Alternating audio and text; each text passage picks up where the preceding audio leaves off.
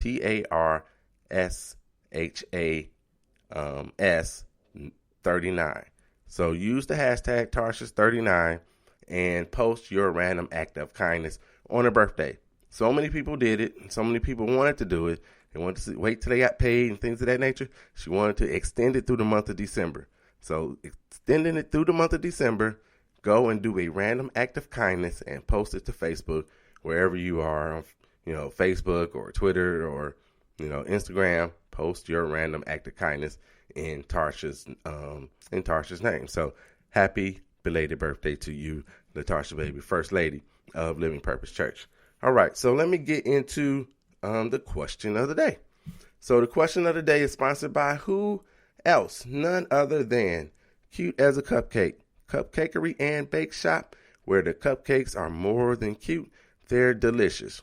Cute as a Cupcake is located at 2008 West 81st Street in Maryville, Indiana. Again, that's 2008 West 81st Street in Maryville, Indiana. Tell them that the 800 credit score man sent you to Cute as a Cupcake, the Cupcakery and Bake Shop. All right, so let's get into this. The question of the day. The question of the day is pretty loaded, as far as I'm concerned. Short, but it is pretty loaded. So the question of the day comes from Donna in D.C. So that's Washington, D.C. And so Donna asks, how does debt affect my credit score? Donna from D.C., that is a great question because it absolutely does. And then again, it absolutely doesn't. So here's what I have to say to you. Your credit score, first of all, is not the only reason you are approved or denied for a loan, or, if you're trying to get a mortgage or a credit card or a car, what have you. The credit score is not the only reason that you're denied. So your debt can affect you in this way. If you have way too much debt, you got way too much credit card debt.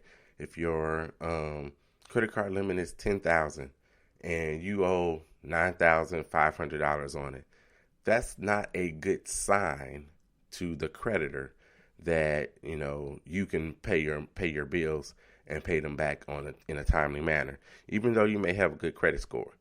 Because basically what they're thinking in their head is that this person is, one missed paycheck away from not being able to make their payments. What happens if they lose their job, things of that nature. So your debt does affect your credit score.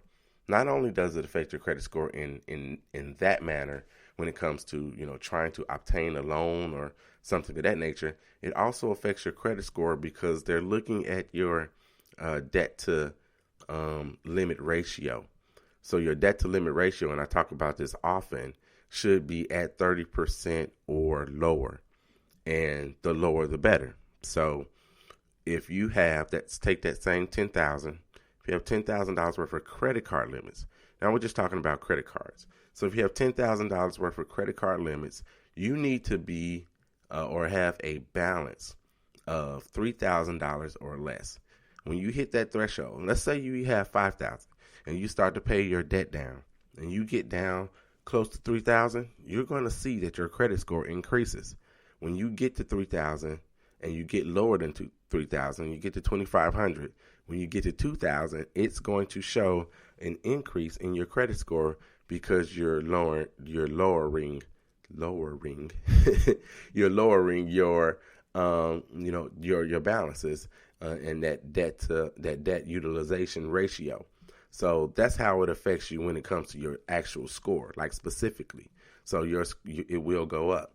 At the same time, though, if you are trying to build your credit score and you're trying to build credit, this is why I said nuance early. There's nuance to this. And some of these things are the opposite of what we think should happen. If that's the case, what you want to do, though, you still want to use your credit cards periodically. You don't want them to close the card on you because that's going to negatively affect you because it's going to negatively affect your length of history. You don't want them closed, so you don't want to just pay for 3 years. And you get your statements now. It'll tell you if you paid a minimum payment on this card, it's going to take you X amount of years to pay it off. If you pay the minimum plus this amount, it'll only take you 3 years to pay this card off. So you don't necessarily want to take your card, basically store it away for 5 years and not make a payment. I mean, not make any kind of charge on it. And the fact that they, meaning the credit card company, may decide they're going to close that. They're going to close that account on you, and that's going to be negative for you. So that's not something that you want to do. So you need to be mindful of that as well. So off of your question, how does debt affect my credit score?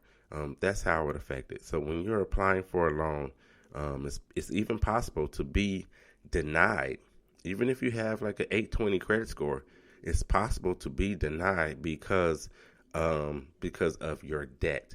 You may have too much debt. There's a percentage that, say, mortgage companies look at, and they'll make that determination if this person, based on their income, can actually receive a mortgage. So, yes, debt does affect your credit score, and even overall, it'll affect your ability to navigate, and be able to receive a loan or a credit card or something of that nature. So, Donna from DC, thank you very much for contacting me. I appreciate it. So yes, that does affect your credit score, and in several ways it does. So I hope that was relatively clear. I know you got it when we spoke. So hopefully everybody else got it as well. So that is the question of the day. Question again is brought to you by Cute as a Cupcake, the Cupcakery and Bake Shop, where the cupcakes are more than just cute, they're delicious. And that's at 2008 West 81st for all the local yokels over in Maryville, Indiana. That's on Route 30, 2008 West 81st Street over in Maryville, Indiana. So thanks a lot, Donna. I appreciate the conversation with you. And hopefully you've got a master plan to pay down your debt, which will increase your credit score. All right, y'all. So let's go. Let's jump into another shout out. So shout out. I already shouted out the First Lady. I want to shout out Malcolm Parker. That real name or full name is William Malcolm Jesus Parker, whose birthday is on Monday the 12th. So happy birthday to you, Malcolm Parker. Happy birthday to you, brother. And then I want to give another shout out, and this one is in a little bit behind. So fall of 1979, Alpha chapter of Kappa Alpha Psi, the 21 SSL. You guys get a big shout out. Have been in the bond of Kappa Alpha Psi for what seemingly feels like forever, I'm sure. So 21 SSL, fall of 79, from the Alpha chapter of Kappa Alpha Psi. Shout out to you guys. Excuse me. So, since I'm on that, and I'm on Kappa Alpha Psi, I told you guys before, if you have any anniversaries, birthdays, you just want to shout out your girlfriend or your boyfriend or whatever, contact me. Contact me at 800-creditscoreman@gmail.com. I will do my very best to get your shout out on the show. So, again, anniversaries, birthdays, birth of a child, any of those things, let me know, and I'll try to get you on the show, the 800 Credit Score Man show. So, again, that's 800 Credit Score Man at gmail.com. 800 Credit Score Man at gmail.com. If you want to catch me on Twitter, I'm at Credit Score_Man. Catch me on Facebook. Again, that's 800 Credit Score Man. Same thing on Instagram, and join that Facebook group. Credit Score Comeback 2017 is definitely the year of the Credit Score Comeback, so make sure you join that.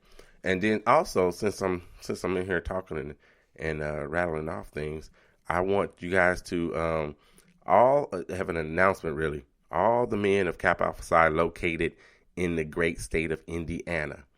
There is a petition. If there is one state in the union that deserves a Kappa Alpha Psi official state plate, that is going to be Indiana, because what?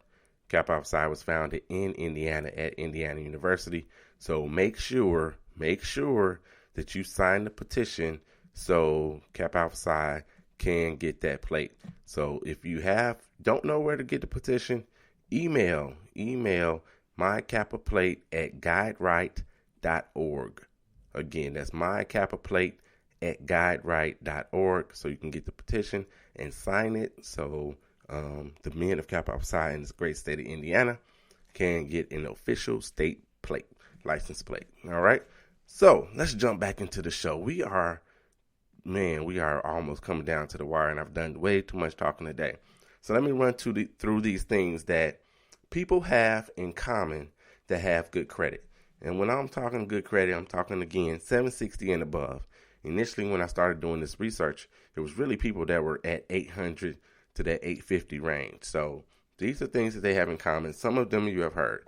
This first thing is the thing that I think, you may think it's opposite of what it should be.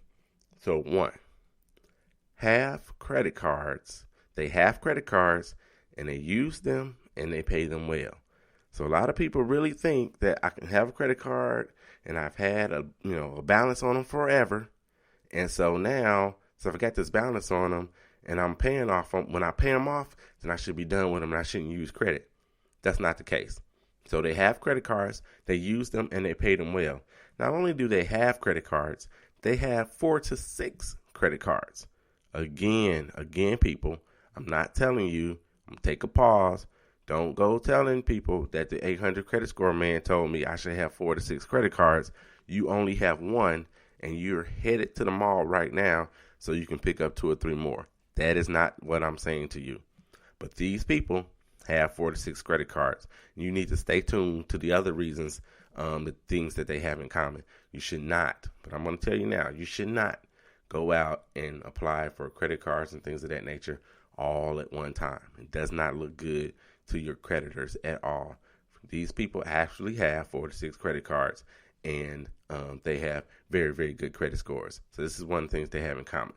Secondly, they have at least one installment loan. So one installment loan, they have it, and it's in good standing, of course. So they have a great, and installment loans are where you make the same payment on a monthly basis over a particular time frame or a term. So that's a car. That's an installment loan.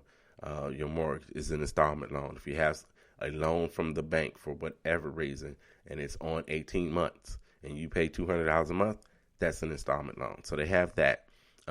They have a long history of good credit management. So not only have they gotten their stuff, they didn't get their stuff together 3 years ago. They've had their stuff together for years. So I say that because a lot of people want to get to that 800, that 825, and they had bad credit in 2014. Well, it's just coming up on 2017, and you may not be there yet because it takes time. And even though it takes time to get there, time is actually on your side. I mentioned this last week. Time is on your side. So it may take a little longer to get there, but at least you can get there. You can actually get there. You're not penalized by all of your past dealings. So I wanted to make sure that was clear. They have that long history. Fourth, they've been using credit for a long time. So they have like a credit history that goes back like 30 years. So some of the millennials that are listening to me are saying, man, I can't get an 800 score until I'm 50. No, that's not necessarily the case. But what these people actually happen to have in common is the fact that they had a long credit use or credit history, and it happened to be 30 years. I haven't had credit that long, and I have an 800 score and above, so it's definitely doable, definitely possible. And I've read about a young guy in his 20s that claims he had an 800 plus credit score, even though I've never seen any proof. But that's what he said. So it's definitely possible, definitely doable. They have no late payments for the past 7 years. So again, they're back to paying on time. They use their credit and they pay it on time and they pay it well. These are things that they have in common. Do not be discouraged if you're like, I just had late payment last year, so how am I going to get there? You don't have to be in that 850, 820, 770 range to get things that you want and to navigate yourself through life. If you've been listening to the 800 Credit Score Man show, you already know that. Another thing that they have is they have few inquiries. Now, inquiries are a quote unquote big deal to me compared to other people that I follow, that I listen to, that I read about. But inquiries fall off your credit report in 2 years. So